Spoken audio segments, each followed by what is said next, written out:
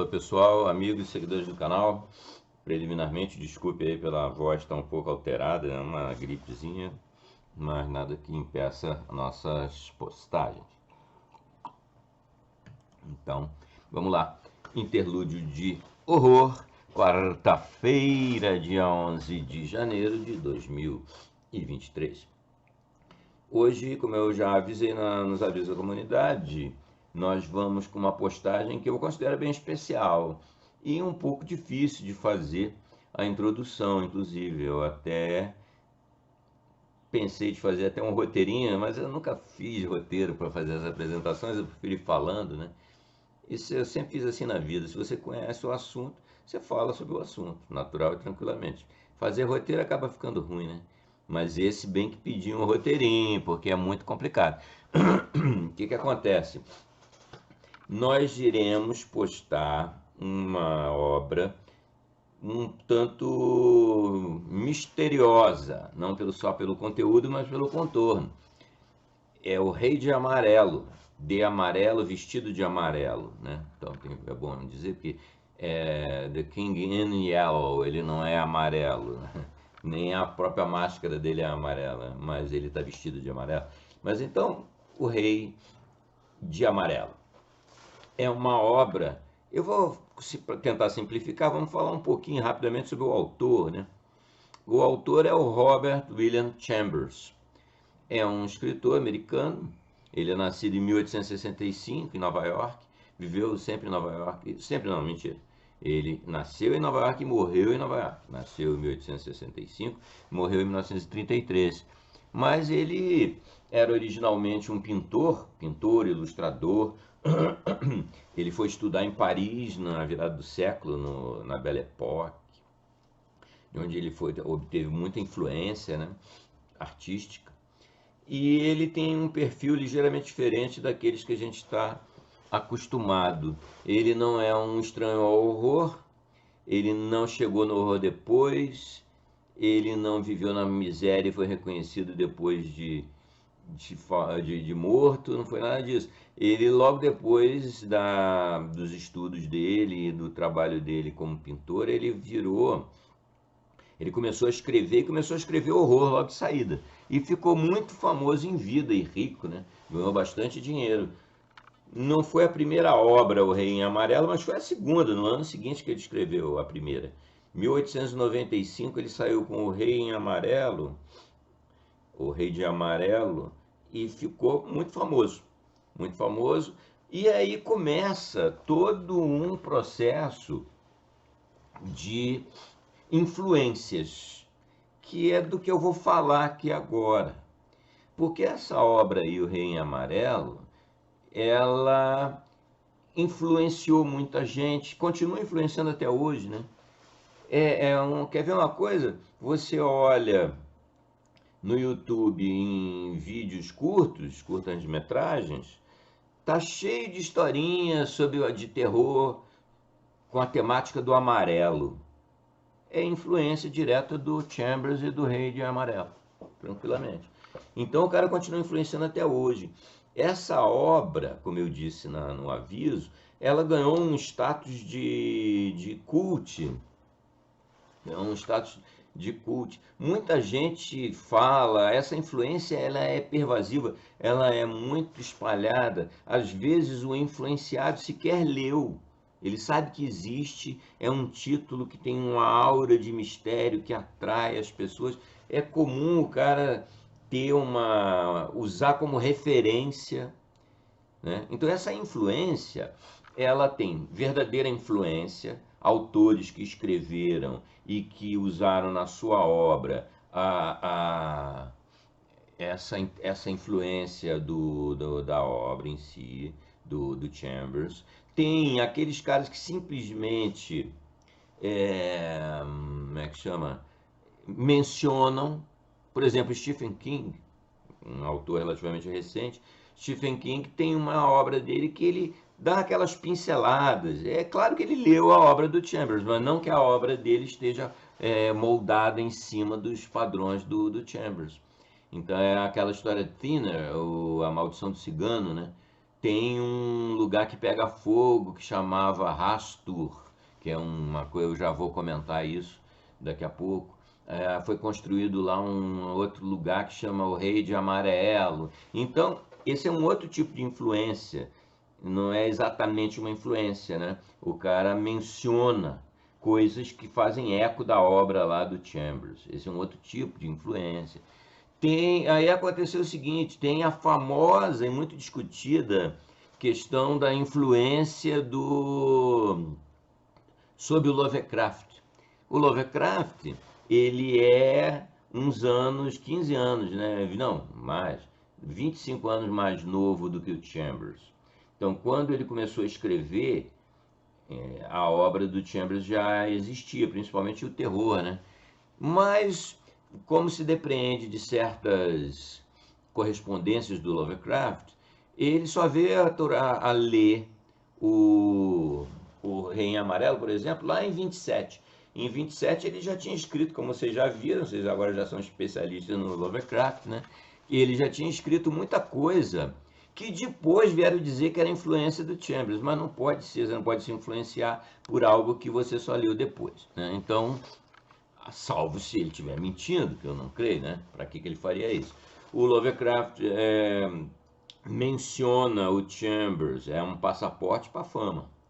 Ele menciona o Chambers naquele ensaio dele, sobre literatura de horror, onde ele faz aquele histórico, né? E ele menciona o Chambers e ele tem uma visão sobre o Chambers similar a muitos outros estudiosos da literatura. O Chambers é um cara que demonstrou nessas obras iniciais dele um talento incrível, mas que ele, na realidade, não utilizou esse talento de forma muito profunda. É uma opinião, né? Mas eu até nem acho. Eu acho as obras dele, O Rei de Amarelo, é um troço potente, assim. Não à toa que passou há mais de século e continua até hoje influenciando. Por exemplo, tem uma série da HBO, talvez alguns de vocês tenham visto, se não vale a pena dar uma olhadinha, né? Eu estou assistindo agora, nunca tinha assistido. Não é muito minha praia essas séries, mas eu estou assistindo essa justamente por causa da influência do Chambers, que é só a primeira temporada, do True Detective. Né, tem todas essas citações à obra do Rei Amarelo, mas vai um pouco além da citação. Eu não vou falar muito para não ser spoiler, né? Tem mais coisa lá. Ali é de fato uma influência sobre a história de uma obra artística, no caso o cinema, muito recente. Essa série tem uns 2 anos atrás, 2 ou 3 no máximo. Então a influência do cara continua existindo. Essa influência do Chambers, então, acho que a gente já comentou. Mas tem em que o Chambers se baseou? O que influenciou ele? Porque nada começa do zero. As coisas têm sempre uma história pregressa e começa a se estabelecer aquela rede de conexões e de influências, né? Por exemplo, ele se influenciou muito pelo Edgar Allan Poe. Nenhum escritor de horror do final do século XIX deixou de se influenciar pelo Edgar Allan Poe, o Lovecraft, inclusive, né? Então ele se influenciou muito com o Edgar Allan Poe. Tem a Máscara da Morte Escarlate, que nós já até narramos, vou botar o card aqui. Tem uma clara conexão com o Rei Amarelo. Existe também, e esse é a principal fonte de influência dele, um escritor americano também, o Ambrose Bierce. A gente vai acabar narrando histórias dele, até se possível a própria história, O Habitante de Carcosa, que foi a grande influência para o Rei Amarelo. Esse habitante em Carcosa, porque aí Carcosa, essa cidade, virou uma cidade mítica, similar às cidades míticas lá do Lovecraft. Ela é mencionada no tal do True Detectives. Carcosa é uma cidade. Aí tem muita especulação o que significa Carcosa, né? Porque o próprio Beer se inspirou num poeta, né? O tal Nadal, que escreveu um poema supostamente baseado em Carcassonne, uma cidade na França, dizendo é um lugar mítico que todo mundo procura sem encontrar, quem não teve a sua Carcassonne. Então parece, dizem, muitos acreditam que essa Carcassonne gerou a Carcosa, que está lá no Rei Amarelo, né? Então ele também não começou ali. Ele tem outros aspectos da obra do Bierce que estão na obra do Chambers. Então vocês veem que essas influências elas são múltiplas, não é uma linha bonitinha, fulano de ciclano, beltrano. Essa conexão de influência com o Lovecraft, ela tem uma explicação óbvia. Por exemplo, o tal do Rei de Amarelo é uma peça de teatro que supostamente enlouquece as pessoas. Óbvia conexão com o Necronomicon.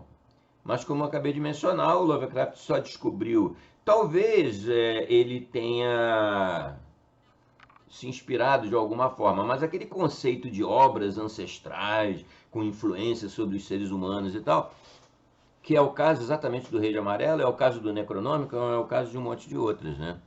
Então essa conexão é muito óbvia, então leva as pessoas a dizer, ele se inspirou no fulano. Outra coisa, essa cidade de Astur, que nem se sabe exatamente no Rei de Amarelo se é uma cidade, é um tanto sutil.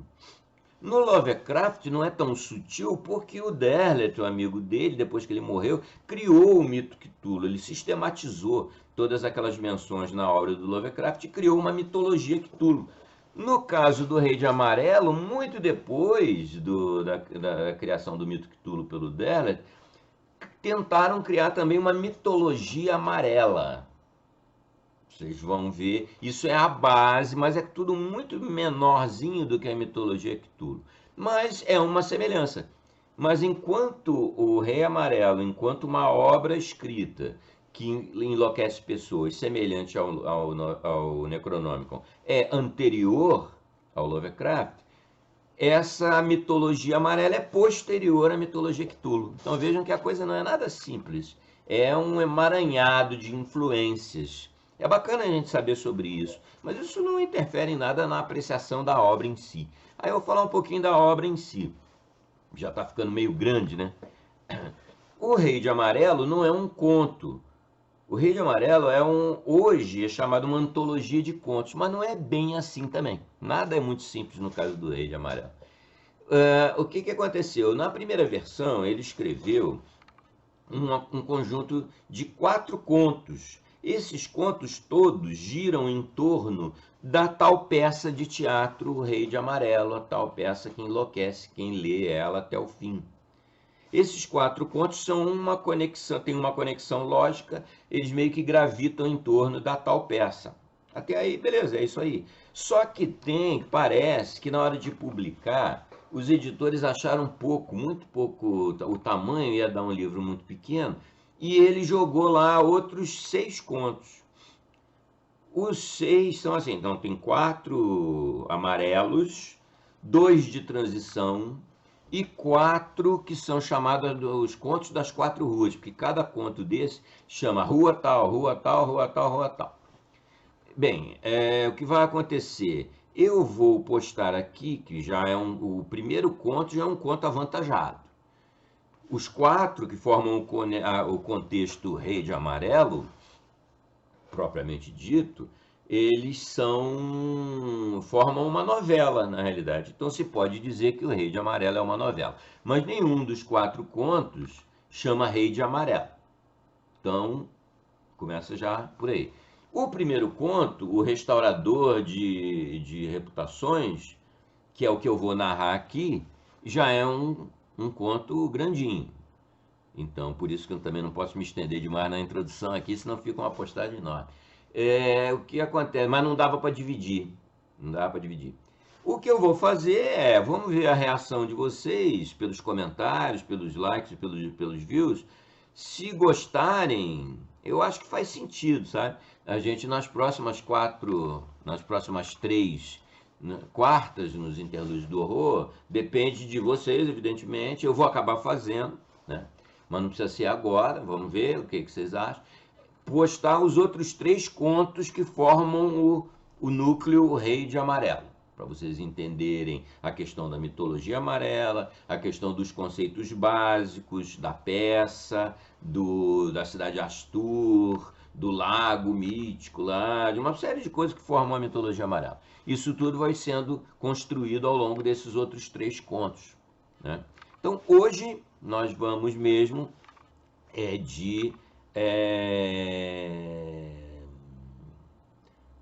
O Restaurador de Reputações, o primeiro dos 4 contos que formam O Rei de Amarelo, obra de Chambers, Robert William Chambers, de 1895, um cult atual. Espero que vocês gostem tanto quanto eu gosto, que aproveitem todas essas conexões e menções e pinceladas que eu tentei dar aqui de forma um tanto sucinta. Um belo dia a gente volta na obra do Chambers para aprofundar um pouco e vamos nessa. O Rei de Amarelo.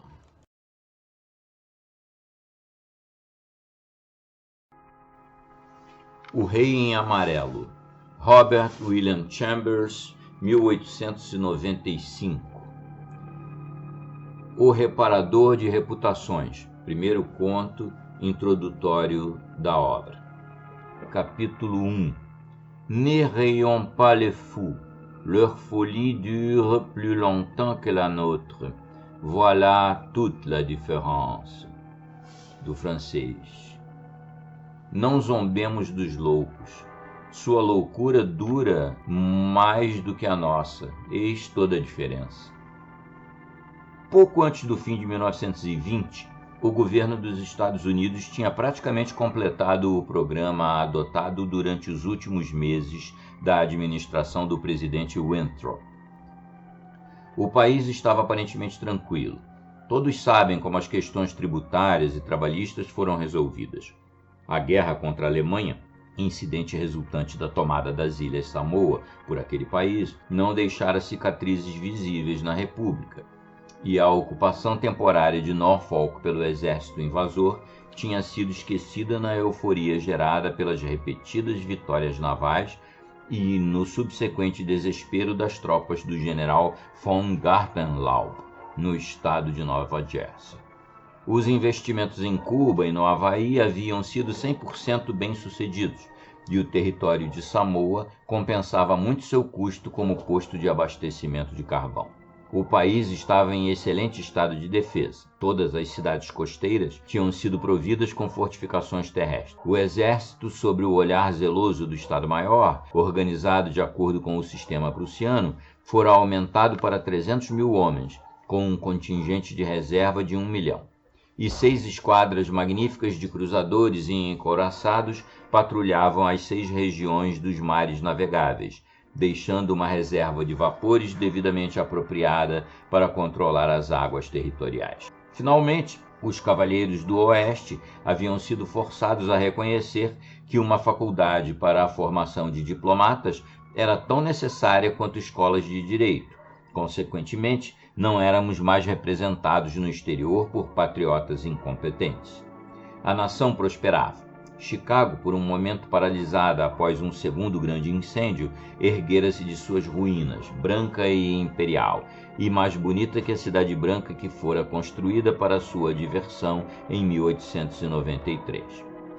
Por toda parte, a arquitetura de má qualidade estava sendo substituída por boa arquitetura, e mesmo em Nova York, uma repentina avidez por decência varrera grande parte dos horrores existentes. Ruas foram alargadas, devidamente pavimentadas e iluminadas. Plantaram-se árvores, criaram-se praças, viadutos foram demolidos e passagens subterrâneas construídas para substituí-los. Os novos prédios e quartéis do governo eram belas obras arquitetônicas, e o extenso sistema de píeres de pedra que cercavam toda a ilha fora transformado em parques que se revelaram uma bênção para a população. Subsídios para o teatro e a ópera do Estado renderam seus frutos. A Academia Americana de Design era muito parecida com as instituições europeias do mesmo tipo. Ninguém invejava o secretário de Belas Artes, nem sua posição no gabinete, nem sua pasta ministerial. O secretário do Meio Ambiente e da Caça tinha uma tarefa muito mais fácil, graças ao novo sistema da Polícia Montada Nacional. Saímos ganhando bastante com os últimos tratados com a França e a Inglaterra. A expulsão de judeus nascidos no exterior como medida de autopreservação, a criação do novo Estado crioulo independente de Soigny, o controle da imigração, as novas leis sobre naturalização e a centralização gradual do poder executivo. Tudo contribuía para a calma e a prosperidade da nação. Quando o governo resolveu o problema dos índios e os esquadrões de batedores índios da cavalaria e em suas roupas tradicionais foram substituídos por organizações lamentáveis anexadas à retaguarda de regimentos depauperados, por ordem de um ex-secretário de guerra, a nação deu um grande suspiro de alívio. Quando, depois do colossal congresso de religiões, a intolerância e o fanatismo foram enterrados em suas covas, e a bondade e a caridade começaram a agregar seitas rivais, muitos acharam que os 1000 anos de paz e felicidade tinham chegado, pelo menos no Novo Mundo, que afinal é em si um mundo inteiro. Mas a autopreservação é a primeira lei, e os Estados Unidos contemplavam com tristeza e impotência a Alemanha, a Itália, a Espanha e a Bélgica sofrerem com as desgraças da anarquia, enquanto a Rússia, que assistia a tudo do Cáucaso, envolvia-as e capturava uma por uma. Na cidade de Nova York, o verão de 1899 foi marcado pela demolição das linhas férreas elevadas. O verão de 1900 viverá na lembrança dos moradores da cidade por muito tempo. Foi nesse ano que removeram a estátua do Dodge.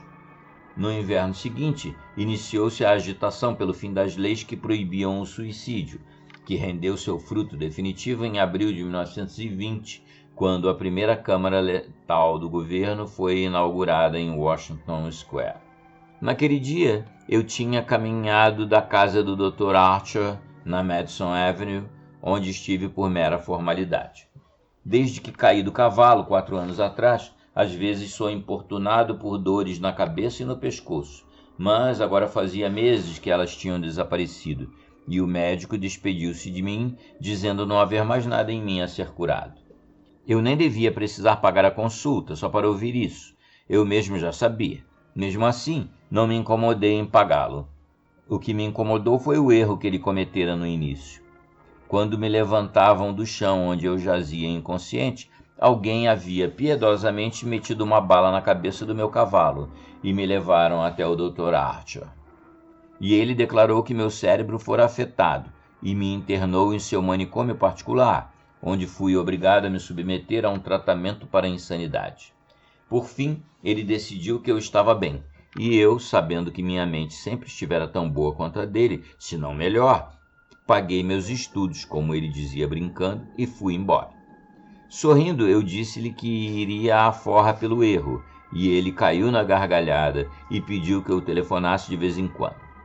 Fiz isso, esperando por uma chance de acertar as contas, mas ele não me dava, e eu lhe dizia que esperaria. A queda do cavalo, felizmente, não me deixou sequelas. Pelo contrário, melhorou a minha personalidade. De um rapaz preguiçoso e mundano, tornei-me ativo, enérgico, equilibrado e, acima de tudo mesmo, ambicioso. Só uma coisa me incomodava. Eu ria da minha própria ansiedade e, mesmo assim, ela me incomodava. Durante minha convalescência, comprei e li pela primeira vez O Rei de Amarelo. Lembro, depois de terminar o primeiro ato, que me ocorreu que era melhor parar por ali. Arremessei o volume na lareira, mas o livro bateu na grade protetora e caiu aberto no chão, iluminado pelas chamas. Se não tivesse visto de passagem as primeiras linhas do segundo ato, eu nunca teria terminado a leitura. Mas, quando me levantei para pegá-lo, meus olhos grudaram na página aberta e, com um grito de horror, ou talvez tenha sido de alegria, tão pungente que o senti em cada nervo, afastei o objeto das brasas e voltei em silêncio e tremendo para meu quarto, onde o li e o reli, e chorei, e ri, e estremeci com um terror que às vezes ainda me assola. É isso que me incomoda, pois não consigo me esquecer de Carcosa, onde estrelas negras pendem dos céus, onde as sombras dos pensamentos dos homens se alongam ao entardecer, quando os sóis gêmeos mergulham no lago de Rai, e minha mente guardará para sempre a lembrança da máscara pálida.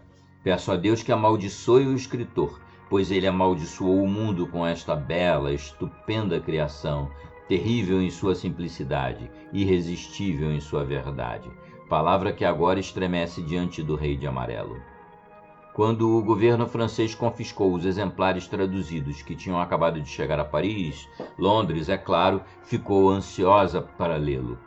É bem sabido que o livro se espalhou como uma doença contagiosa, de cidade a cidade, de continente a continente, proibido ali, confiscado acolá, condenado pela imprensa e pelas religiões, censurado até pelos anarquistas literários mais avançados.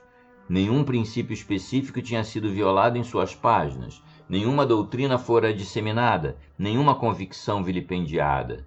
Não se podia julgá-lo por nenhum padrão conhecido. Mesmo assim, apesar de se reconhecer que o Rei de Amarelo atingira a nota suprema da arte, todos sentiam que a natureza humana não era capaz de suportar seu poder, nem de tirar proveito de palavras nas quais se escondia a essência do mais puro veneno. A própria banalidade e a inocência do primeiro ato só davam um efeito ainda mais terrível ao golpe que vinha depois. Pelo que me lembro, era 13 de abril de 1920, quando inauguraram a primeira câmara letal do governo ao sul de Washington Square, entre Augusta Street e a Quinta Avenida. O quarteirão, antes formado por vários prédios velhos e decrépitos, usados como cafés e restaurantes por estrangeiros, tinha sido adquirido pelo governo no inverno de 1898. Os cafés e restaurantes franceses e italianos foram demolidos. Todo o quarteirão foi fechado por uma cerca de ferro dourada e convertido em um belo jardim, com gramado, flores e fontes. No centro do jardim havia uma pequena construção branca, de arquitetura clássica e austera, cercada por arbustos densos e floridos. 6 colunas iônicas sustentavam o teto, e sua única porta era feita de bronze. Diante da entrada havia um grupo esplêndido de estátuas em mármore das Parcas, obra de um jovem escultor americano, Boris Yvain, que morrera em Paris com apenas 23 anos. A cerimônia da inauguração estava em andamento quando eu atravessei a University Place e cheguei à praça. Abri caminho entre a grande multidão silenciosa de espectadores, mas fui detido na 4th Street por um cordão de isolamento da polícia. Um regimento de lanceiros dos Estados Unidos formava um perímetro em torno da Câmara Letal. O governador de Nova York estava em uma tribuna elevada de frente para o Washington Park, e atrás dele se agrupavam o prefeito de Nova York e do Brooklyn, o inspetor-geral da polícia, o comandante das tropas estaduais, o coronel Livingston, assessor militar do presidente dos Estados Unidos, o general Blount, comandante em Governor's Island, o general de divisão Hamilton, comandante das forças militares de Nova York e do Brooklyn, o almirante Busby, da frota do North River, o secretário de saúde Lansford, a equipe do National Free Hospital, os senadores Wise e Franklin de Nova York e o comissário de obras públicas. A tribuna estava cercada por um esquadrão de hussardos da Guarda Nacional. O governador estava terminando sua resposta ao breve discurso do secretário de saúde. Eu o ouvi dizer: as leis que proibiam o suicídio e puniam qualquer tentativa de autodestruição foram abolidas. O governo achou apropriado reconhecer o direito do homem de acabar com uma existência que pode ser insuportável devido ao sofrimento físico ou desespero mental. Acreditamos que a comunidade será beneficiada pela remoção dessas pessoas de seu convívio.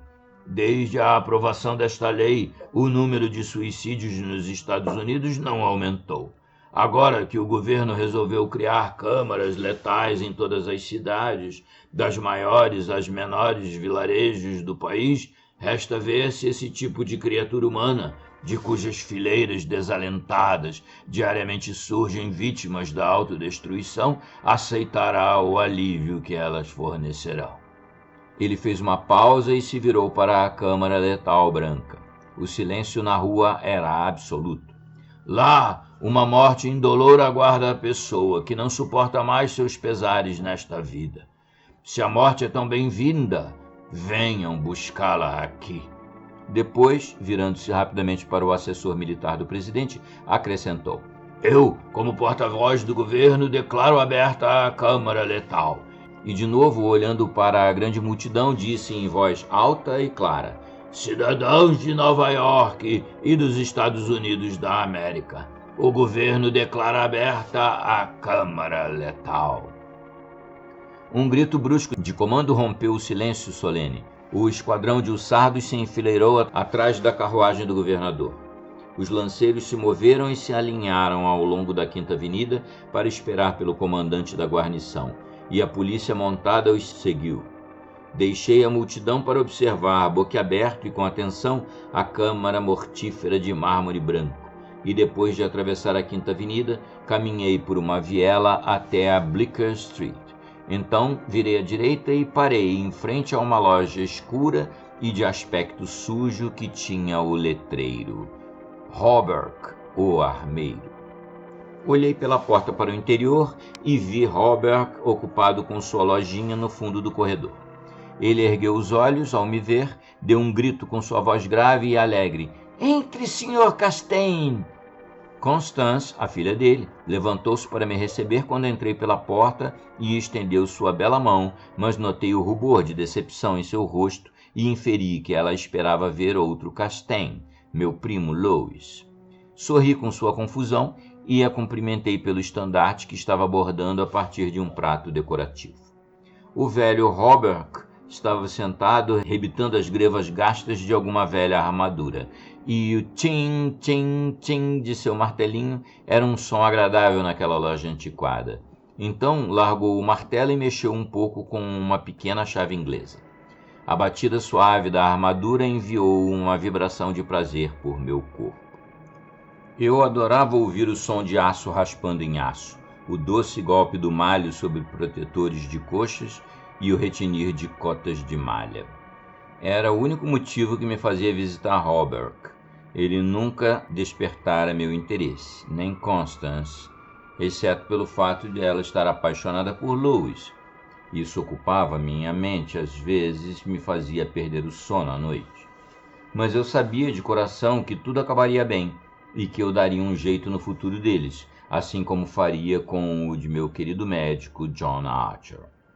Entretanto, nunca teria me dado o trabalho de visitá-los naquele momento, não fosse, como eu disse, pelo fascínio que a música metálica do martelo exercia sobre mim. Eu poderia permanecer sentado por horas, ouvindo e ouvindo, e quando um raio de sol perdido atingia o aço marchetado, a sensação era quase boa demais para aguentar. Meus olhos ficavam fixos, dilatavam-se com um prazer que tensionava cada nervo quase ao ponto de ruptura, até que algum movimento do velho armeiro bloqueava a luz. Então, ainda vibrando em segredo, eu me recostava e continuava ouvindo o som do trapo de polimento, limpando ferrugem dos rebites. Constance trabalhava com o bordado sobre os joelhos, parando de vez em quando para examinar mais de perto o padrão no prato colorido do Metropolitan Museum. Para que é isso? Perguntei.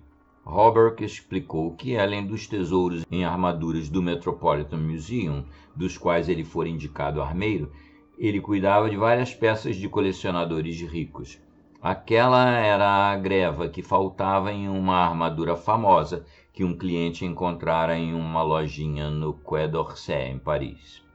Ele, Hawberk, negociara e conseguira a greva, e agora a armadura estava completa. Ele pousou o martelo e leu para mim a história da armadura, que podia ser traçada até 1450, de dono a dono, até ser comprada por Thomas Stainbridge. Quando sua fantástica coleção foi vendida, esse cliente de Hawberk comprou a armadura e, desde então, o homem começou uma busca intensa pela greva, até que, quase por acidente, ela foi localizada em Paris. Você continuou procurando com tanta persistência, sem nenhuma certeza de que a greva ainda existia? Perguntei. É claro, respondeu ele tranquilamente. Então, pela primeira vez, eu me interessei por Hawberk. Ela valia algo para o senhor, arrisquei. Não, respondeu-me ele rindo. Meu prazer em encontrá-la foi minha recompensa. O senhor não tem ambição de enriquecer? Perguntei com um sorriso. Minha única ambição é ser o melhor armeiro do mundo, respondeu com gravidade. Constance me perguntou se eu tinha visto a cerimônia da Câmara Letal. Ela vira a cavalaria subir a Broadway naquela manhã e sentira vontade de ir ver a inauguração, mas o pai queria o estandarte pronto e ela ficara a pedido dele. Sr. Castaigne, o senhor viu seu primo por lá? Perguntou ela, com um leve tremor em seus cílios suaves. Não, respondi despreocupadamente. O regimento de Lewis está em manobra no condado de Westchester. Eu me levantei, peguei meu chapéu e minha bengala. O senhor vai subir para ver o lunático outra vez? Perguntou rindo o velho Robert. Se ele soubesse como odeio a palavra lunático, nunca a usaria em minha presença. Ela provoca em mim certos sentimentos que prefiro não explicar. Entretanto, respondi baixinho. Acho que vou dar uma passada por lá e ver o Sr. Wilde por uns minutos. Pobre homem, disse Constance, balançando a cabeça. Deve ser muito difícil viver sozinho ano após ano, aleijado e quase demente. É muita bondade sua, Sr. Castaigne, visitá-lo com a frequência que o faz. Eu acho que ele é mau, observou Robert, recomeçando a trabalhar com o martelo. Ouvi o tilintar dourado nas placas das grevas. Quando ele terminou, retruquei. Não, ele não é mau. E não está nem um pouco demente. Sua mente é uma câmara de maravilhas, da qual ele pode extrair tesouros que o senhor e eu daríamos anos de nossa vida para adquirir. Robert riu. Continuei, um pouco impaciente. Ele conhece história como ninguém. Nada, por mais trivial, escapa de sua busca. E sua memória é tão perfeita, tão precisa nos detalhes, que se soubessem em Nova York que um homem como ele existe, as pessoas não poderiam lhe prestar homenagens suficientes. Bobagem, murmurou Robert, procurando um rebite caído no chão. É, bobagem, perguntei, esforçando-me para controlar o que sentia. É bobagem quando ele diz que as perneiras e os protetores de coxas frontais da armadura esmaltada, comumente conhecida como a armadura brasonada do príncipe, estão jogadas no meio de uma pilha de objetos cênicos enferrujados, fogões quebrados e mais ferro velho em um sótão em Pearl Street? O martelo de Robert caiu no chão, mas ele o pegou e perguntou com boa dose de calma como eu sabia que lhe faltavam as perneiras e os protetores de coxa na armadura brasonada. Eu não sabia, até o Sr. Wilde me contar outro dia. Ele me disse que elas estão no sótão no número 998 da Pearl Street. Bobagem! Exclamou ele, mas percebi sua mão tremer sob o avental de couro. Isto também é bobagem? Perguntei divertido. É bobagem quando o Sr. Wilde se refere ao senhor como o Marquês de Avonshire e a senhorita Constance... Não terminei a pergunta, pois Constance ficara de pé com um pânico estampado em todo o rosto. Robert olhou para mim e lentamente alisou o avental de couro. Isto é impossível, observou ele. O Sr. Wilde pode saber muitas coisas. Sobre armaduras, por exemplo, e a armadura brasonada do príncipe, intervim sorrindo. Continuou ele lentamente, sobre armaduras também. Talvez, mas ele está errado em relação ao Marquês de Avonshire, que o senhor sabe, matou o difamador de sua mulher há anos e foi para a Austrália, onde morreu pouco tempo depois. O Sr. Wilde está errado, murmurou Constance. Seus lábios empalideceram, mas sua voz estava doce e calma. Vamos concordar, por favor, que neste caso em especial o Sr. Wilde está errado, disse eu. Capítulo 2. Subi os 3 lances de escadas em ruínas que já havia subido tantas vezes e bati a uma pequena porta no fim do corredor. O Sr. Wilde abriu-a e eu entrei. Depois que ele passou 2 trancas na porta e empurrou um baú pesado contra ela, sentou-se ao meu lado, estudando meu rosto com seus olhos claros. Meia dúzia de arranhões novos cobriam seu nariz e suas bochechas, e os fios prateados que sustentavam suas orelhas artificiais tinham sido deslocados. Achei que nunca o havia visto tão horrivelmente fascinante. Ele não tinha orelhas. As artificiais que agora pendiam, tortas, presas pelo arame fino, eram sua única fraqueza. Eram feitas de cera e pintadas de rosa claro, mas o restante de seu rosto era amarelo. Ele podia ter desfrutado do luxo de uma prótese para sua mão esquerda, que não tinha dedo algum, mas parecia que isso não lhe incomodava, e ele estava satisfeito com as orelhas de cera. Era muito pequeno, pouco mais do que uma criança de 10 anos, mas os braços eram desenvolvidos de forma magnífica e suas coxas eram grossas como as de um atleta. Apesar disso, a coisa mais impressionante no Sr. Wilde era um homem com sua inteligência maravilhosa ter uma cabeça como aquela. Ela era achatada e pontuda, como a de muitos dos infelizes que as pessoas aprisionam em sanatórios para os desequilibrados. Muitos dizem que ele era insano, mas eu sabia que ele era tão são quanto eu. Não nego que ele fosse excêntrico. A mania de provocar sua gata até fazê-la voar em sua cara como um demônio, com certeza era excêntrica. Nunca consegui entender por que ele mantinha a criatura e nem o prazer que sentia em se trancar em seu quarto com aquela fera mal-humorada e cruel. Lembro-me de certa vez em que, ao erguer os olhos do manuscrito que eu estudava à luz de algumas velas de sebo, vi o Sr. Wilde encolhido, imóvel em sua cadeira alta, com os olhos brilhando de excitação, enquanto a gata, que se levantara de seu lugar diante do fogareiro, rastejava pelo chão na direção dele. Antes que eu conseguisse me mover, ela grudou o ventre no chão, encolheu-se, estremeceu e saltou no rosto dele. Uivando e espumando pela boca, eles rolaram várias vezes pelo piso, arranhando um ao outro, até que a gata berrou e fugiu para debaixo do armário e o Sr. Wilde deitou-se de barriga para cima, os membros se encolhendo e contraindo como as pernas de uma aranha moribunda. Ele era realmente excêntrico. O Sr. Wilde tinha subido em sua cadeira alta e, depois de estudar meu rosto, pegou um livro de registros cheio de orelhas e o abriu. Henry B. Matthews, leu ele, guarda-livros na Winslow & Company, negociantes de ornamentos para igrejas. Procurou-me em 3 de abril. Reputação prejudicada nas pistas de corrida. Conhecido como caloteiro. Reputação deve estar reparada até 1º de agosto. Adiantamento pelos serviços, $5. Ele virou a página e passou os nós da mão, sem dedos, pelas colunas escritas em linhas apertadas. P. Greene Dusenberry, ministro da Palavra de Deus, Fair Beach, New Jersey. Reputação maculada no Bowery. Deve ser reparado o mais rapidamente possível. Adiantamento pelos serviços, $100. Ele tossiu e acrescentou, procurou-me em 6 de abril. O senhor, então, não precisa de dinheiro, certo, Sr. Wilde? Indaguei. Escute.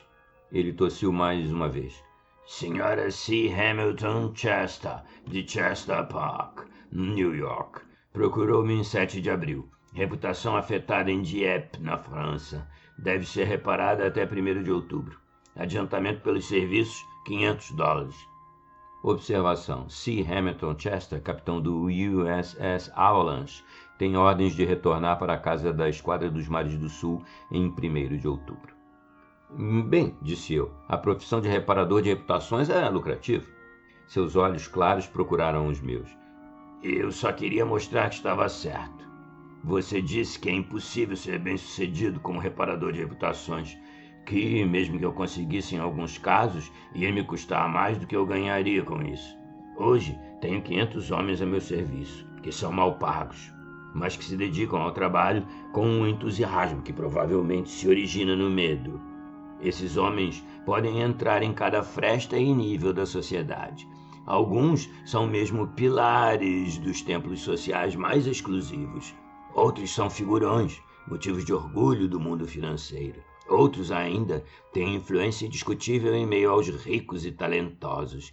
Eu os escolho por minha conta entre os que respondem aos anúncios.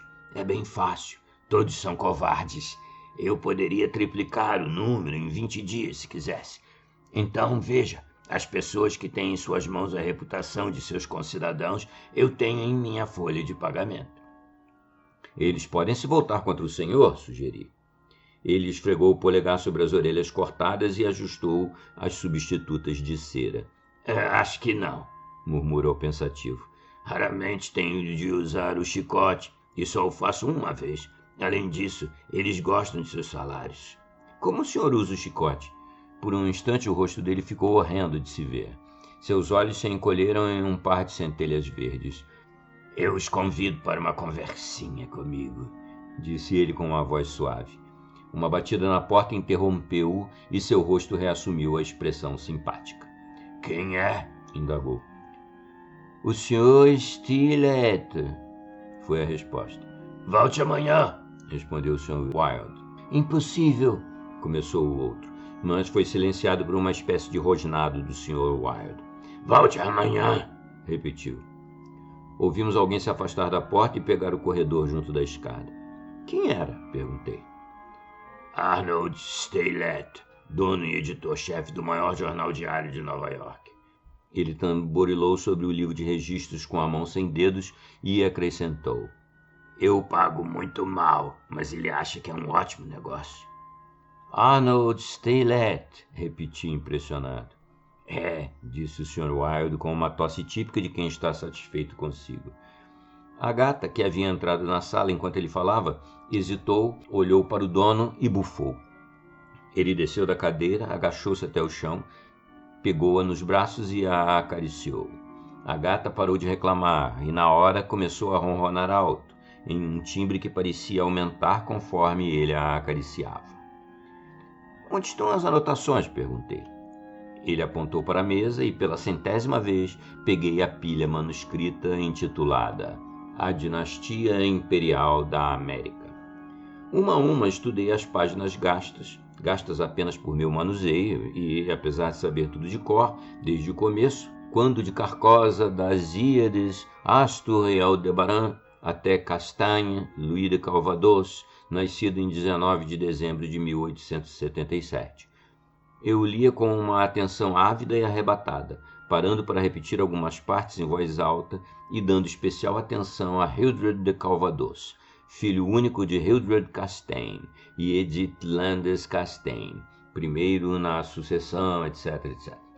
Quando terminei, o Sr. Wilde balançou a cabeça e tossiu. Por falar em sua ambição legítima, disse ele, como vai a relação de Constance e Louis? Ela o ama, respondi sem rodeios. De repente, a gata em seus joelhos virou-se e atacou seus olhos, e ele a largou e subiu na cadeira em frente a mim. E o doutor acha? Mas esse é um problema que você pode resolver quando quiser, acrescentou ele. Respondi. O doutor acha pode esperar, mas é hora de ver meu primo Louis. Chegou a hora, repetiu ele.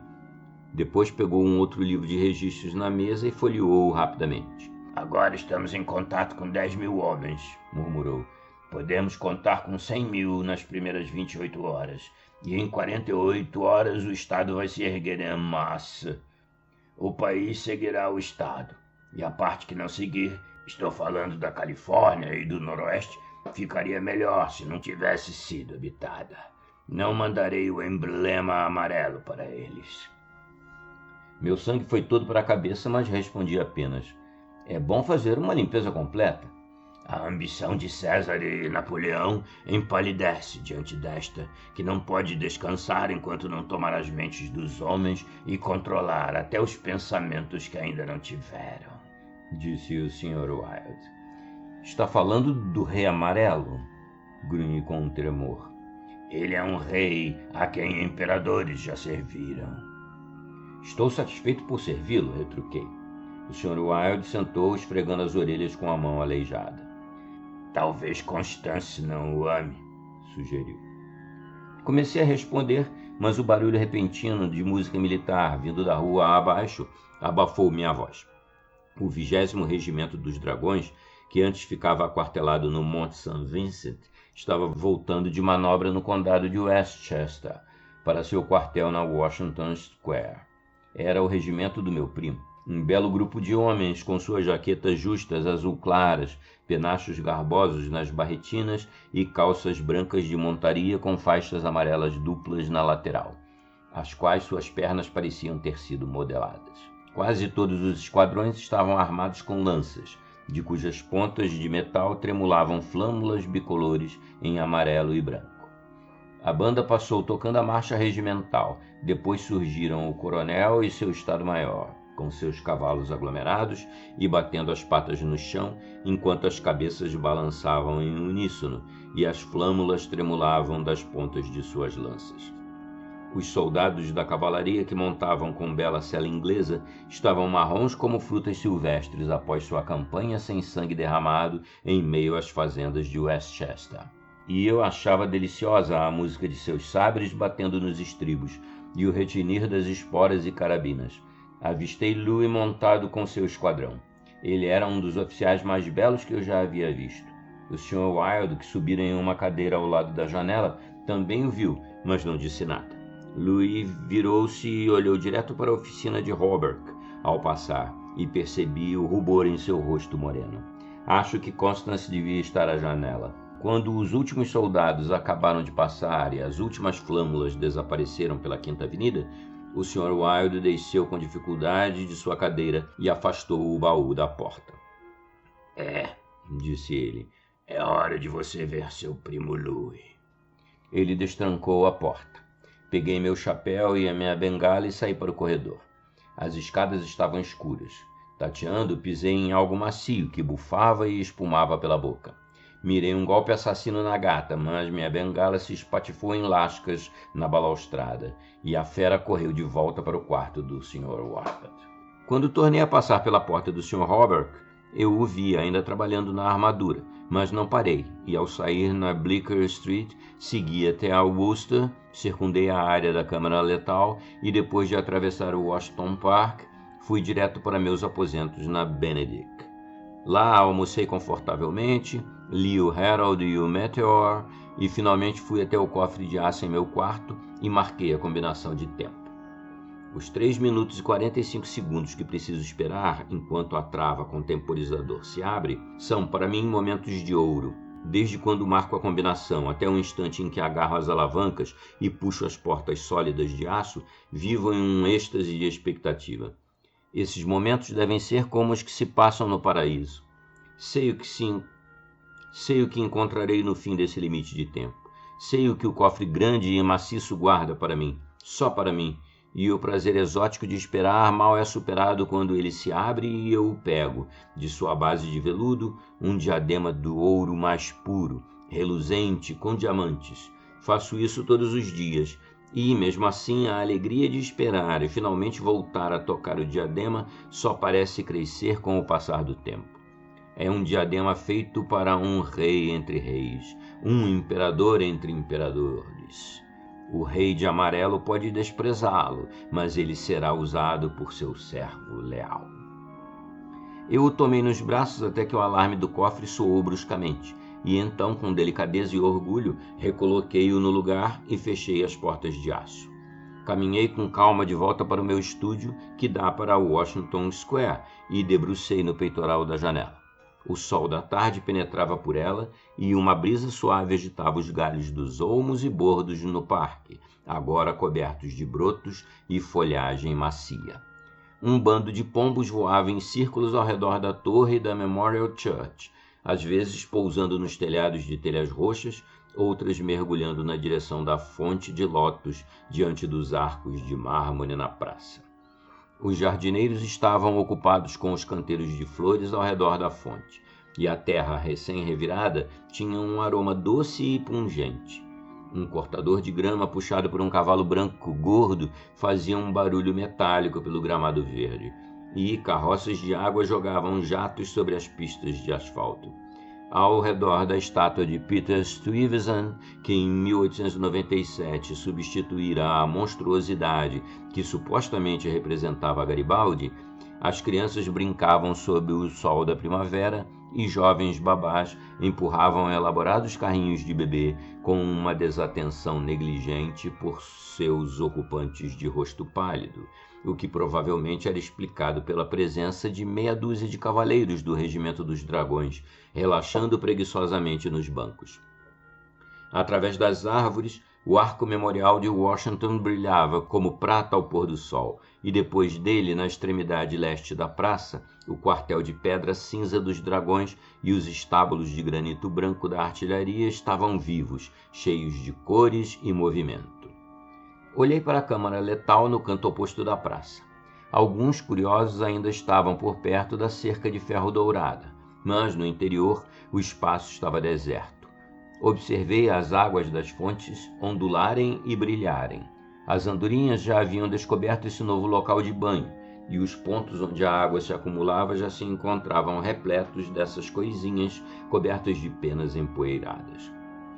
2 ou 3 pavões brancos atravessaram o gramado, e um pombo de cor sem graça estava pousado tão imóvel no braço de uma das parcas que parecia fazer parte da pedra esculpida. Enquanto me virava despreocupadamente para outro lado, uma pequena comoção no grupo de curiosos próximos do portão atraiu minha atenção. Um jovem tinha entrado e estava avançando com passos nervosos pelo caminho de cascalho que levava até as portas de bronze da câmara letal. Ele parou por um instante diante das parcas e, quando ergueu os olhos para aqueles 3 rostos misteriosos, o pombo levantou o vôo de seu poleiro de pedra, voou em círculos por um instante e seguiu para o leste. O rapaz levou a mão ao rosto e depois, com um gesto indefinível, subiu depressa as escadas de mármore. As portas de bronze se fecharam às suas costas e meia hora mais tarde as pessoas que estavam por ali foram embora e o pombo voltou para seu poleiro nos braços da parca. Coloquei o chapéu e fui ao parque para uma caminhada rápida antes do jantar. Quando atravessava a alameda central, passou um grupo de oficiais e um deles chamou: "Olá, Hildred!" e virou-se para apertar minha mão. Era meu primo Louis, que estava parado sorrindo, batendo nas esporas de seus calcanhares com o chicote de montaria. "Acabei de chegar de Westchester. Passei uns dias bucólicos, leite e coalho, sabe? Leiteiras com loucas de sol na cabeça, que falam dia e não acho não, quando você diz a elas que são bonitas. Estou quase morrendo por uma refeição decente no Delmônicos. Quais as novidades?" "Nenhuma", respondi satisfeito. "Vi o seu regimento chegar esta manhã." "É mesmo? Não vi você. Onde estava?" "Na janela do Sr. Wilde." "Ah, diabos!" retrucou com impaciência. "Aquele homem é completamente doido. Não entendo porque você..." Ele viu como fiquei aborrecido com sua reação impulsiva e pediu desculpas.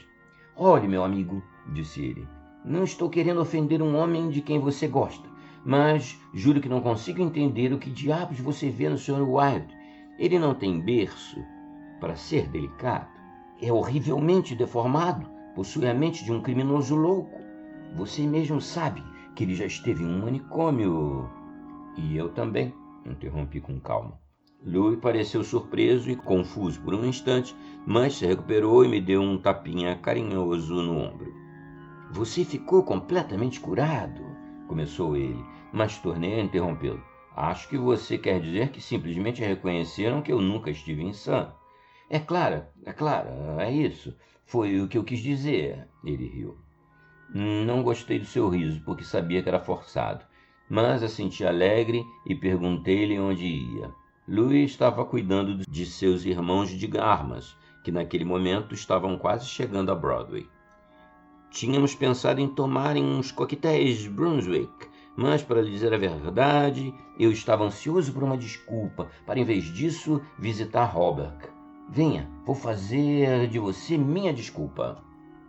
Encontramos o velho Holberg bem vestido, em um terno de primavera limpo, parado à porta de sua loja, farejando o ar. "Tinha acabado de decidir levar Constance para dar uma volta antes do jantar", respondeu ele à torrente impetuosa de perguntas de Louis. "Pensamos em passear pelo parque, no calçadão, às margens do North River." Naquele instante, Constance apareceu. Ficou pálida e em seguida corou quando Louis se inclinou em direção a seus pequenos dedos enluvados. Tentei me despedir, alegando um compromisso na região residencial da cidade, Mas Louis e Constance não me deram ouvidos e percebi que esperavam que eu permanecesse e fizesse companhia ao velho Robert. Bem, também seria bom eu manter um olho em Louis, pensei, e quando eles chamaram uma carruagem em Spring Street, subi e tomei meu lugar ao lado do armeiro. A bela extensão de parques e o calçadão pavimentado de granito à beira dos atracadouros ao longo do North River, que começaram a ser construídos em 1910 e terminaram no outono de 1917, haviam se tornado um dos locais de passeio mais populares da metrópole. O local se estendia do Battery Park até a 119th Street, de frente ao nobre rio, permitindo uma bela visão da margem de New Jersey e das montanhas ao longe.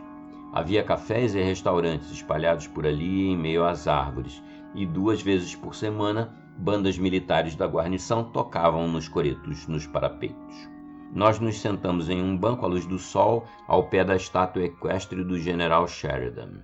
Constance inclinou a sombrinha para proteger seus olhos, e ela e Louis começaram uma conversa sussurrada impossível de captar. Apoiado em sua bengala com um punho de marfim, o velho Robert acendeu um charuto excelente e me ofereceu um também, que eu educadamente recusei e sorri despreocupado. O sol estava abaixo no céu, acima dos bosques de Staten Island, e as águas pareciam pintadas de manchas douradas, refletidas nas velas dos navios aquecidas pelo sol. Brigues, escunas, iates, balsas desajeitadas com seus decks repletos de gente, transportadores ferroviários carregando fileiras de vagões de carga marrons, azuis e brancos, vapores garbosos e seguros, vapores vagabundos e sem classe, barcos de cabotagem, outros que só cruzavam a baía, barcaças de carga e em toda parte, tomando a baía inteira, pequenos rebocadores impertinentes fumegando e apitando laboriosamente.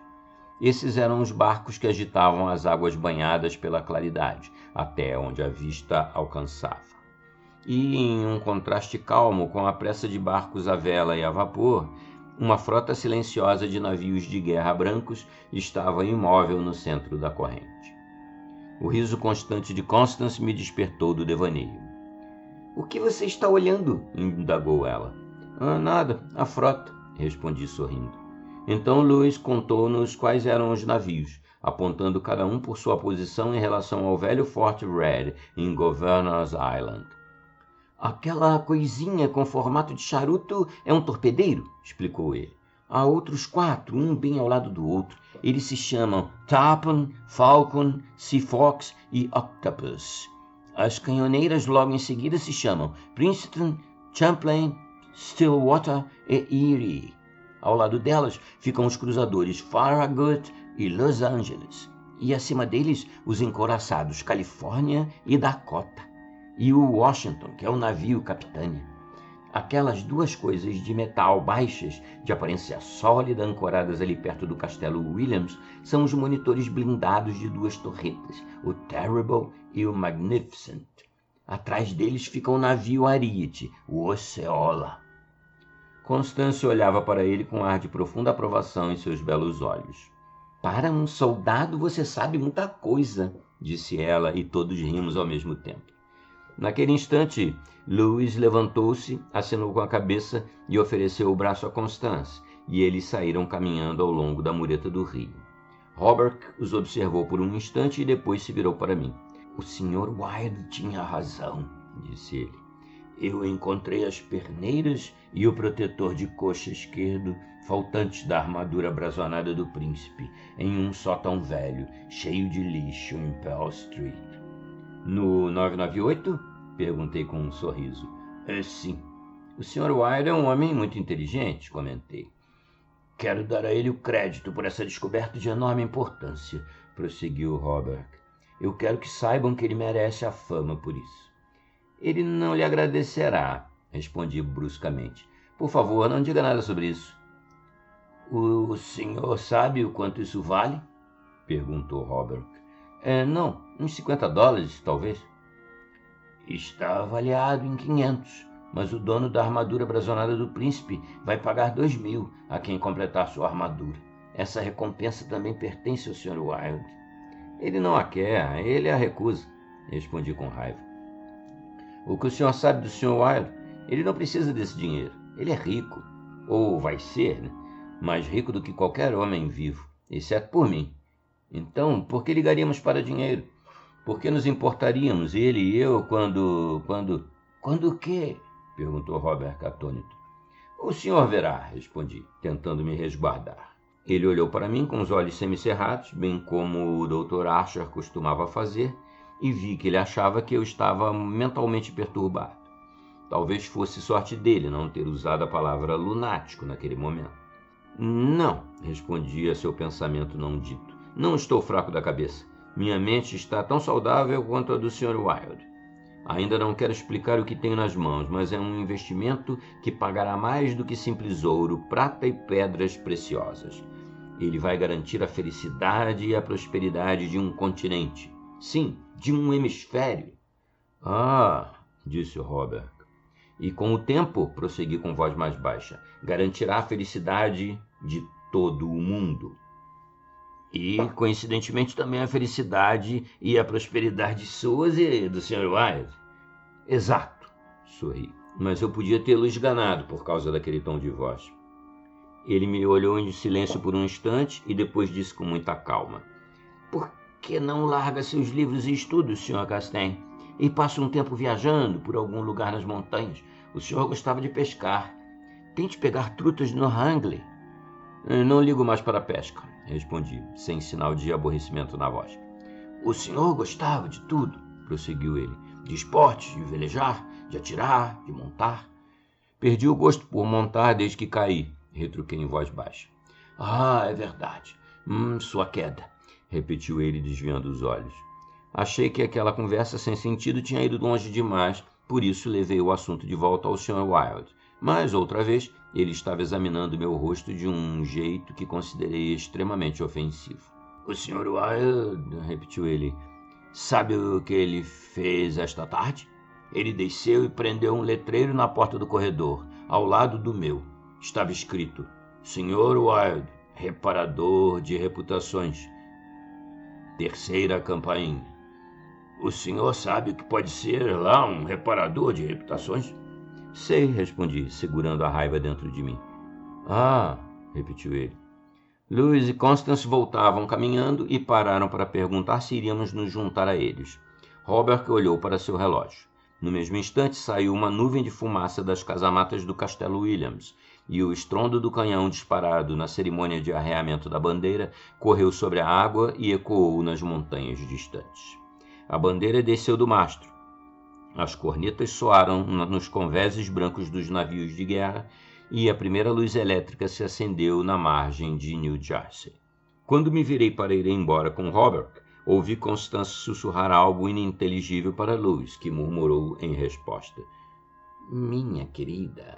E depois, caminhando com Robert pela praça, ouvi um querido e um minha Constance, e soube que estava quase chegando o momento de falar sobre assuntos importantes com meu primo Louis. Capítulo 3.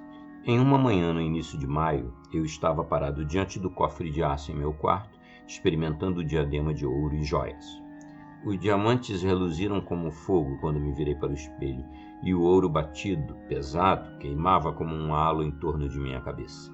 Eu me lembrei do grito agonizante de Camila e das palavras horríveis ecoando pelas ruas sombrias de Carcosa. Eram as últimas linhas do primeiro ato, e não ousei pensar no que viria a seguir.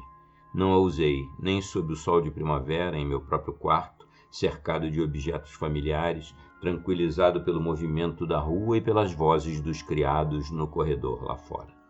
Pois aquelas palavras envenenadas tinham escorrido lentamente para meu coração, como o suor da morte escorre para o lençol em uma cama e é absorvido. Trêmulo, tirei o diadema da cabeça e esfreguei a testa, mas pensei em Hastur, em minha própria legítima ambição, e me lembrei do Sr. Wilde, de como eu o deixara pela última vez, com o rosto todo arranhado e sangrando devido às garras daquela criatura demoníaca, e do que ele disse, do que ele disse. O alarme do cofre começou a tocar bem alto, e eu sabia que meu tempo havia terminado. Mas eu não daria atenção a ele. e depois de colocar outra vez o diadema reluzente na cabeça, virei-me desafiadoramente para o espelho. Fiquei um bom tempo absorto na mudança de expressão em meus olhos. O espelho refletia um rosto igual ao meu, porém mais branco, e tão magro que eu mal o reconhecia. E eu não parava de repetir o tempo todo entre os dentes cerrados: o dia chegou, o dia chegou. Enquanto o alarme do cofre apitava alto e os diamantes cintilavam e flamejavam acima da minha fronte. Ouvi uma porta se abrir, mas não dei atenção a ela. Foi só quando vi 2 rostos no espelho, só quando vi outro rosto se erguer acima de meu ombro e 2 olhos se encontrarem com os meus, que virei como um raio e peguei uma faca comprida que estava sob minha cômoda, e meu primo deu um salto para trás, bastante lívido, gritando: "Hildred, pelo amor de Deus!" Então, quando minha mão baixou, ele continuou: "Sou eu, Luz! Não me reconhece?" Permaneci em silêncio. Não conseguiria falar, nem que minha vida dependesse disso. Ele caminhou até mim e tomou a faca de minha mão. "O que está acontecendo aqui?" indagou com voz tranquila. "Você está doente?"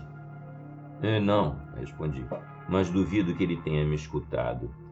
vamos lá, velho amigo!" exclamou ele. "Tire esta coroa de latão e vamos para o estúdio. Você vai a um baile de máscaras? Mas o que é essa bijuteria cênica, afinal?" Fiquei aliviado por ele achar que a coroa era de latão e vidro, mas não gostei mais dele por acreditar nisso. Eu o deixei pegá-la de minha mão, sabendo que era melhor satisfazê-lo. Ele jogou o diadema esplêndido para o alto, pegou-o e virou-se para mim com um sorriso. "Deve custar uns 50 centavos, disse ele. "Isso serve para quê?" Não respondi, mas peguei o ornamento de suas mãos, guardei-o no cofre e fechei a porta maciça de metal. O alarme cessou imediatamente seu zunido infernal. Ele me olhou com curiosidade, mas não pareceu perceber a interrupção repentina do alarme. Entretanto, falou do cofre como se fosse uma lata de biscoitos. Para evitar que ele tentasse descobrir a combinação, adiantei-me e fui para o meu estúdio.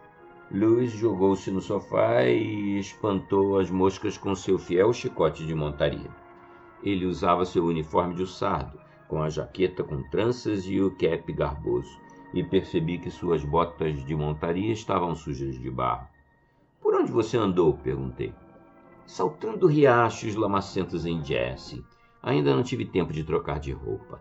Estava com certa pressa de vê-lo.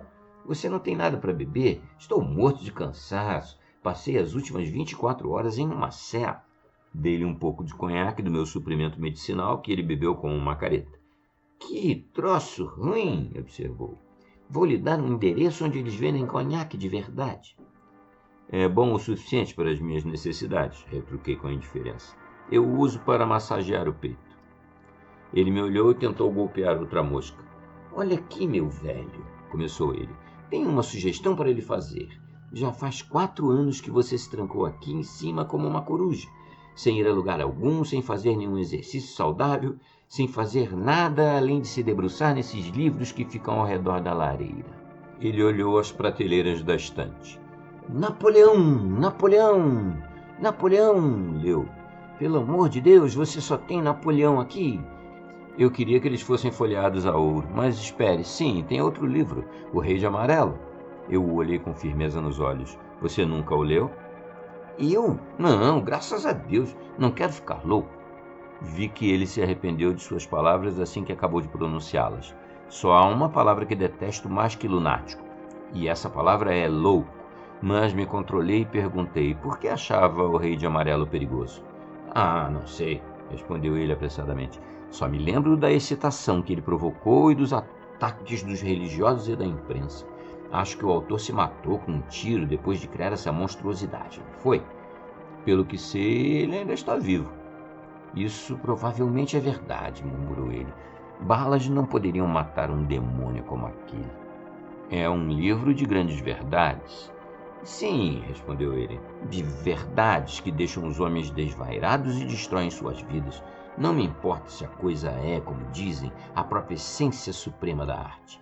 É um crime tê-lo escrito, e eu, de minha parte, jamais o abrirei." "Foi isso que você veio me dizer?" "Não, vim lhe contar que vou me casar." Por um instante achei que o meu coração havia parado de bater, mas mantive os olhos em seu rosto. prosseguiu, sorrindo satisfeito. Casar com a garota mais adorável da terra. Constance Roebuck, disse eu mecanicamente. Como você sabia? Perguntou surpreso. Nem eu sabia até aquele dia em abril, quando passeamos no calçadão à beira do rio antes do jantar. E quando vai ser? Pensamos em setembro, mas há uma hora chegou um despacho ordenando que nosso regimento fosse para presídio em São Francisco. Partimos ao meio-dia de amanhã. Amanhã, repetiu. Pense só, Hildred. Amanhã serei o homem mais feliz que já respirou neste mundo lindo, pois Constance vai comigo. Estendi minha mão para parabenizá-lo e ele a tomou e apertou com a simpatia natural que tinha, ou fingia ter. Vou receber meu próprio esquadrão como presente de casamento. Não parava de falar. Capitão e senhora Louis Castaigne, hein, Hildred? Então ele me contou onde seria e quem deveria estar lá, e me fez prometer que iria e seria seu padrinho. Dei um sorriso forçado e fiquei ouvindo seu tagarelar infantil sem demonstrar o que sentia, mas eu estava chegando no limite de minha resistência. E quando ele pulou de pé e agitando suas esporas até que elas tilintassem, disse que precisava ir. Eu não o detive. Tenho uma coisa que quero pedir a você, comentei em voz baixa. Pode pedir, está prometido, disse ele rindo. Quero que me encontre esta noite para conversarmos por 15 minutos. É claro, como quiser. Ele ficou um tanto intrigado. Onde? Em qualquer lugar, na praça, ali. A que horas, Hildred? 00:30. Mas que... começou ele, mas se deteve e, rindo, concordou. Eu o observei descer as escadas e ir embora apressado, com o sabre batendo a cada passo. Louis pegou a Bleecker Street e eu sabia que ele ia ver Constance. Dei-lhe 10 minutos para desaparecer e então segui seus passos, levando comigo o diadema de joias e o robe de seda bordado com o emblema amarelo. Quando cheguei a Bleecker Street, entrei pela porta que tinha o letreiro Sr. Wilde, reparador de reputações, terceira campainha. Vi o velho Robert andando por sua oficina e imaginei ter ouvido a voz de Constance no salão, mas evitei os dois e subi correndo as escadas bambas até o apartamento do Sr. Wilde. Bati e entrei sem cerimônia. O Sr. Wilde estava deitado, gemendo no chão, com o rosto coberto de sangue, as roupas esfarrapadas. Havia gotas de sangue espalhadas por todo o carpete, que também tinha sido rasgado e desfiado durante a luta que claramente se dera há instantes. Essa gata maldita, disse ele, parando de gemer e virando os olhos claros para mim. Ela me atacou enquanto eu dormia. Acho que ainda vai me matar. Aquilo era demais, por isso entrei. Fui até a cozinha e, pegando uma machadinha na despensa, saí à procura da fera infernal que para acabar com ela ali mesmo. Minha busca foi infrutífera e, após algum tempo, desisti e voltei para a sala, onde encontrei o Sr. Wilde encolhido na cadeira alta junto da mesa. Ele tinha lavado o rosto e trocado de roupa. Enchera de colóide os grandes cortes que a gata rasgara em seu rosto, e uma tira de pano escondia a ferida em seu pescoço. Eu lhe disse que ia matar a gata quando a visse, mas ele apenas balançou a cabeça e virou-se para o livro de registro aberto à sua frente. Leu, um após o outro, os nomes das pessoas que o haviam procurado para tratar de suas reputações, e as somas que ele arrecadara eram impressionantes. Cobra uns favores de vez em quando, explicou ele. Mais cedo ou mais tarde, uma dessas pessoas vai acabar assassinando o senhor, insisti. Você acha? Disse ele, esfregando as orelhas mutiladas. Era inútil discutir com ele. Por isso, peguei o manuscrito intitulado A Dinastia Imperial da América, a última vez que eu o pegaria no estúdio do Sr. Wilde. Eu o li inteiro, emocionado e trêmulo de prazer. Quando terminei, o Sr. Wilde pegou os escritos e, virando para a passagem escura que levava do estúdio a seu quarto de dormir, chamou em voz alta. Vance! Então, pela primeira vez, percebi um homem agachado ali, à sombra.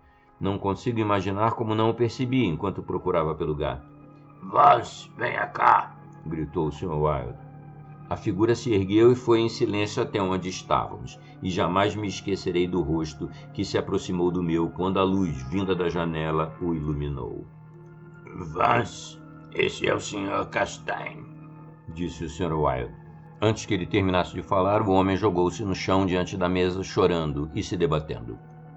Ah, Deus! Ah, meu Deus! Me ajude! Perdão! Ah, senhor Castaigne, mantenha esse homem afastado de mim! O senhor não pode estar falando sério. O senhor é diferente. Salve-me! Estou arruinado. Eu estava em um hospício e agora, quando tudo estava indo bem, quando eu tinha me esquecido do rei amarelo, mas vou ficar louco outra vez. Vou ficar louco. A voz dele morreu em um tremor engasgado, pois o Sr. Wilde tinha saltado em cima dele e sua mão direita estava envolvendo a garganta do homem.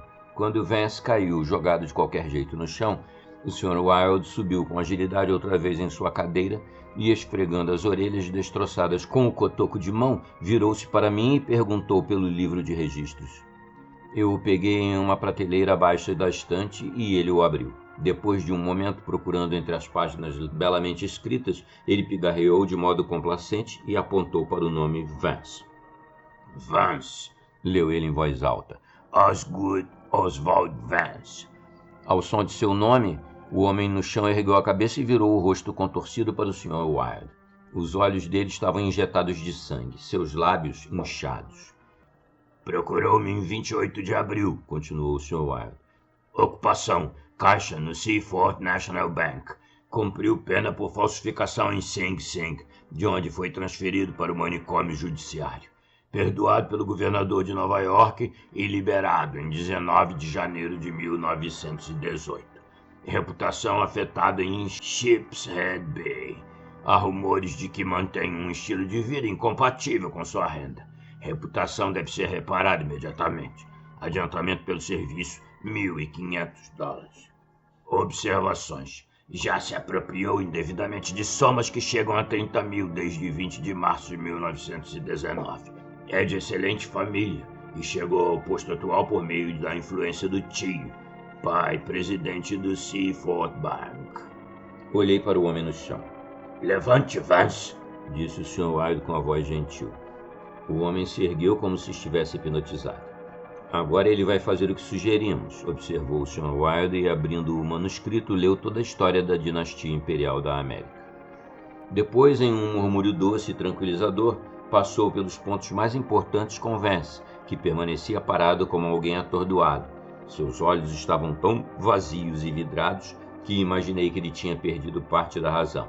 E comentei com o Sr. Wilde, que respondeu que aquilo não tinha consequência alguma. Com muita paciência, explicamos a Vance qual seria sua participação, e ele pareceu entender após algum tempo. O Sr. Wilde explicou o manuscrito, usando vários volumes de heráldica para afiançar o resultado de suas pesquisas. Ele mencionou a criação da dinastia em Carcosa, os lagos que conectavam Astur, Aldebaran e o mistério das Íades. Falou de Cacilda e de Camila, sondou as profundezas enevoadas de Demre e o lago de Halley. Os retalhos ornamentados do rei de amarelo devem esconder Ithil para sempre, murmurou ele, mas não acredito que Vance tenha o ouvido. Então, aos poucos, o Sr. Wilde conduziu Vance pelas ramificações da família imperial até Uot Itale, de Naotauba e o fantasma da verdade a Aldonis, e depois, deixando o manuscrito e suas notas de lado, deu início à história maravilhosa do último rei. Eu o observava fascinado e empolgado.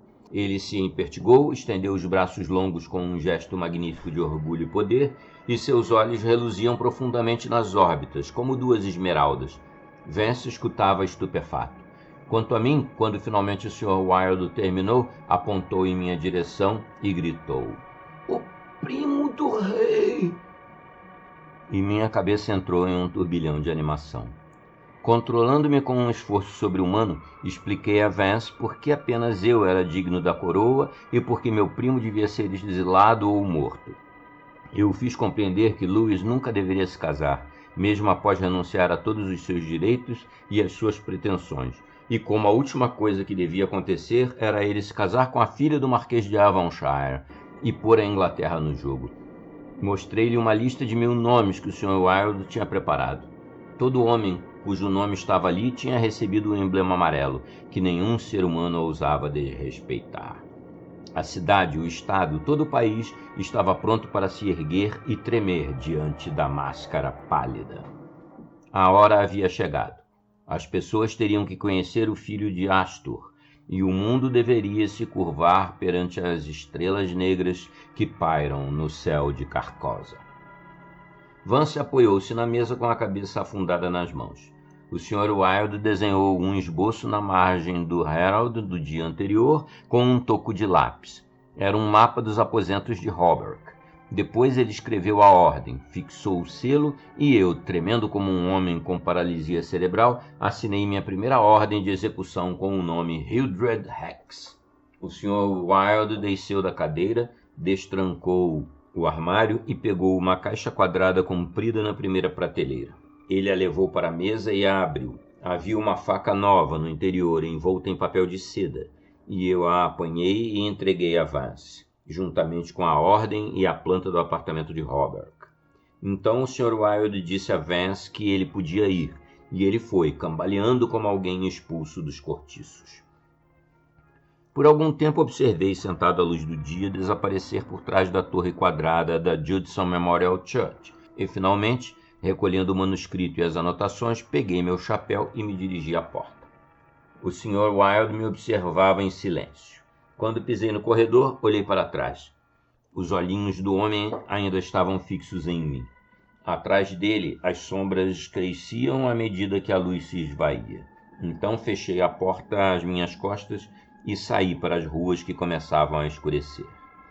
Eu não comera nada desde o café da manhã, mas não sentia fome. Uma criatura de ar infeliz e aspecto faminto, parada do outro lado da rua e olhando para a câmara letal, percebeu minha presença e foi me contar uma história de infortúnio. Eu lhe dei dinheiro, não sei porquê, e ele foi embora sem me agradecer. Uma hora mais tarde, outro excluído aproximou-se e chorou sua história. Eu tinha um pedaço de papel em branco no bolso, no qual havia o desenho do emblema amarelo, e o entreguei. Ele olhou para aquilo sem entender por um instante, depois, com uma expressão desconfiada para mim, dobrou-o com o que me pareceu cuidado exagerado e o guardou no bolso do paletó na altura do peito. As luzes elétricas cintilavam em meio às árvores, e a lua nova brilhava no céu acima da câmara letal. Esperar na praça era cansativo. Fui do arco de mármore até os estábulos da artilharia e voltei para a fonte de lótus. As flores e a grama exalavam uma fragrância que me incomodava. O jato da fonte brincava à luz da lua, e o barulho musical das gotas de água caindo lembrava o tilintar de cotas de malha na oficina de Hobart. Mas não era tão fascinante, e o brilho baixo do luar na água não provocava as mesmas sensações de raro prazer como quando a luz do sol refletia no aço lustrado de um peitoral de armadura apoiado no joelho de Hobart. Observei os morcegos voando baixo e em círculos sobre as plantas aquáticas nas águas da fonte. Mas seu voo rápido e espasmódico mexia com meus nervos, por isso voltei a caminhar sem rumo de um lado para outro entre as árvores.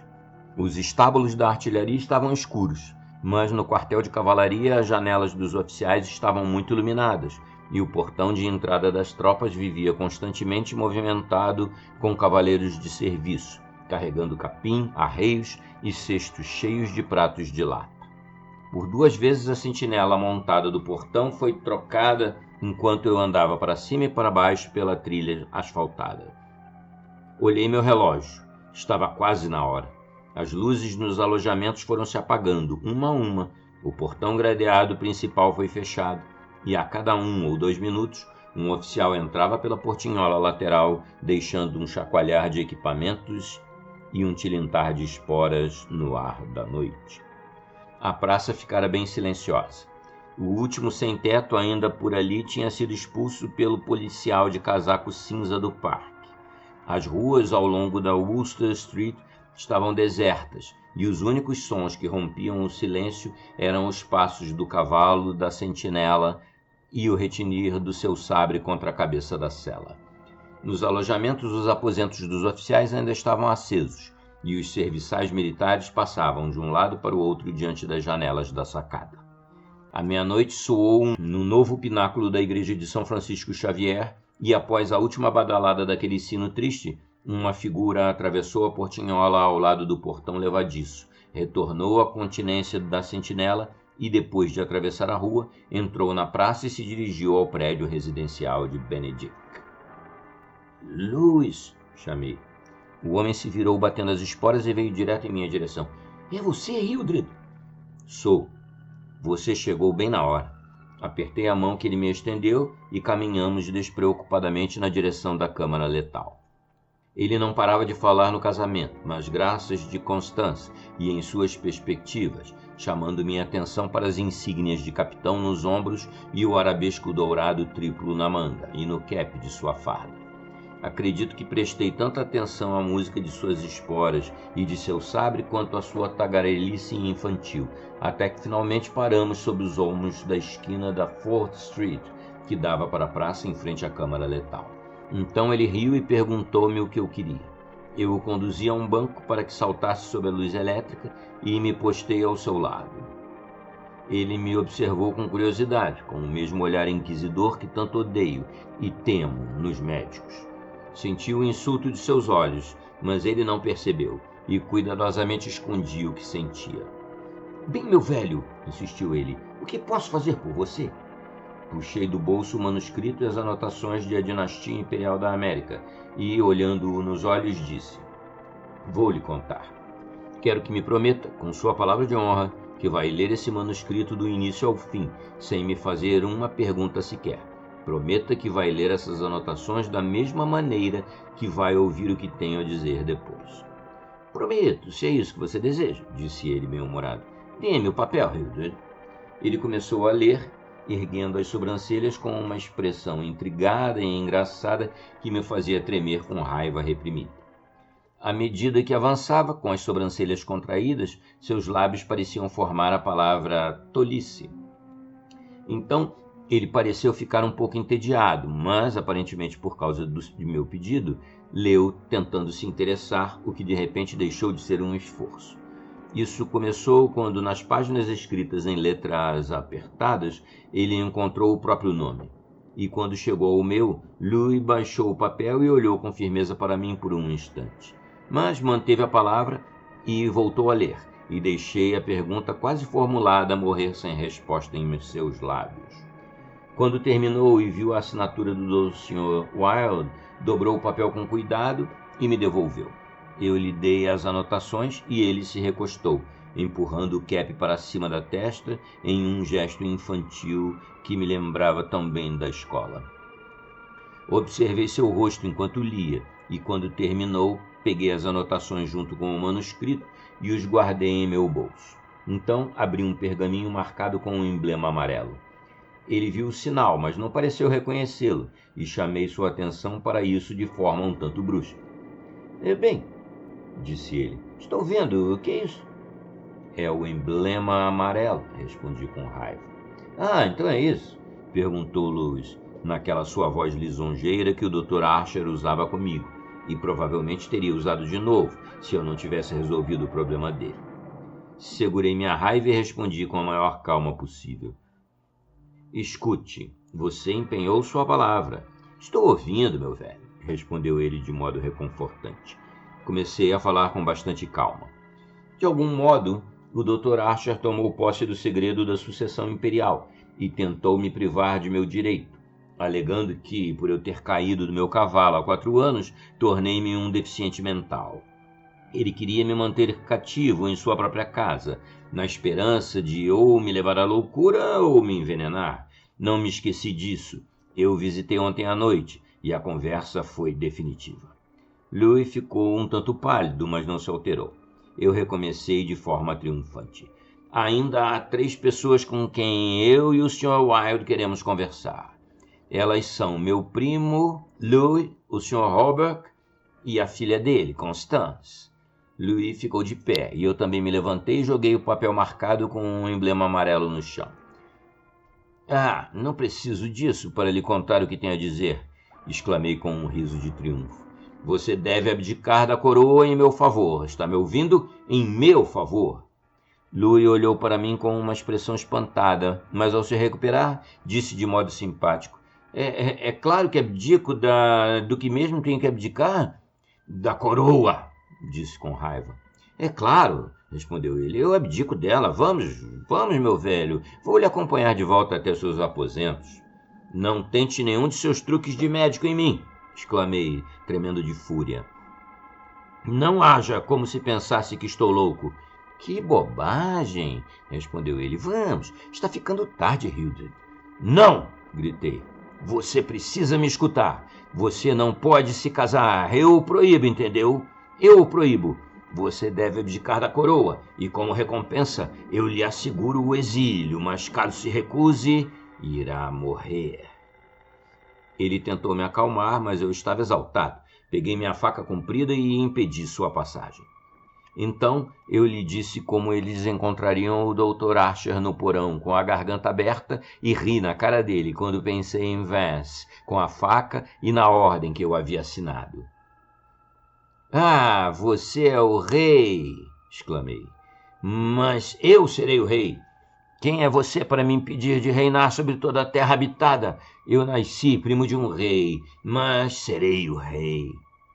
Louis permaneceu pálido e rígido diante de mim. De repente, um homem veio correndo pela Fort Street, entrou pelo portão da Câmara Letal, atravessou o caminho até as portas de bronze a toda velocidade e mergulhou no interior da Câmara Mortífera com o grito de um demente. E eu ri até cair em lágrimas, pois reconheci Vance e soube que Robert e sua filha não estavam mais em meu caminho. Vá! Gritei para Louis. Você deixou de ser uma ameaça. Agora nunca se casará com Constance. E caso o faça com alguém em seu exílio, vou vigiá-lo, assim como fiz com o meu médico ontem à noite. O Sr. Wilde cuidará de você amanhã. Então virei-me e saí correndo pela Quinta Avenida e, com um grito de horror, Louis largou o cinturão e o sabre e seguiu-me como o vento. Eu o ouvi se aproximar de mim, na esquina de Bleecker Street, e apertei o passo até a porta sob o letreiro de Robert. Ele gritou: Pare! Pare ou eu atiro! Mas quando meu primo viu que eu subi correndo as escadas e ignorei a oficina de Robert, ele me deixou, e eu o ouvi batendo com força e gritando à porta deles como se fosse possível despertar os mortos. A porta do Sr. Wilde estava aberta e entrei gritando: Está feito! Está feito! Que as nações se ergam e contemplem seu rei! Mas não consegui encontrar o Sr. Wilde. Por isso fui até o armário e retirei o esplêndido diadema de seu estojo. Depois, peguei o robe de seda branca com o emblema amarelo e coloquei a coroa na cabeça. Finalmente, eu era rei. Rei por direito em Rastur. Rei porque conhecia o mistério das Íades e minha mente explorara as profundezas do lago de Hali. Eu era o rei. Os primeiros esboços acinzentados a lápis do amanhecer conjurariam uma tempestade que abalaria os dois hemisférios. Então, enquanto eu estava ali, de pé, e todos os meus nervos vibraram na mais alta tensão, abalados pela alegria e pelo esplendor de meu pensamento, lá fora, na passagem escura, um homem gemeu. Peguei a vela de sebo e corri para a porta. A gata passou correndo por mim, como um demônio, e a vela de sebo apagou-se. Mas minha faca comprida voou mais rápido que ela, e eu a ouvi berrar e soube que minha faca a encontrara. Por um instante, eu a ouvi rolar e debater-se na escuridão, e então, quando parou de se mexer, acendi um lampião e o ergui acima da cabeça. O Sr. Wilde jazia no chão com a garganta aberta. A princípio achei que estivesse morto, mas, quando olhei bem, notei um brilho verde surgir em seus olhos fundos. Sua mão mutilada tremeu, e então um espasmo esticou sua boca de orelha a orelha. Por um momento meu terror e desespero deram lugar à esperança, mas, quando me debrucei sobre ele, seus olhos giraram nas órbitas, ficaram brancos e ele morreu. Então, enquanto eu estava parado, imobilizado pela raiva e pelo desespero, vendo minha coroa, meu império, toda a esperança e toda a ambição, minha própria vida, ali, prostrados com o mestre morto, Eles vieram, agarraram-me por trás e me amarraram até que minhas veias saltaram como cordas e minha voz falhou com os paroxismos de meus gritos frenéticos. Mas eu ainda estava enfurecido, sangrando e descontrolado no meio deles, e mais de um policial sentiu meus dentes afiados. Por fim, quando eu não conseguia mais me mexer, eles se aproximaram. Vi o velho Robert, atrás dele o rosto horrorizado de meu primo Louis, e mais longe no canto uma mulher, Constance, chorando baixinho. Ah, agora entendi, gritei. Você tomou o trono e o império. Maldito! Maldito seja você, coroado com a coroa do rei de amarelo. Nota: o Sr. Castaigne morreu ontem no manicômio judiciário.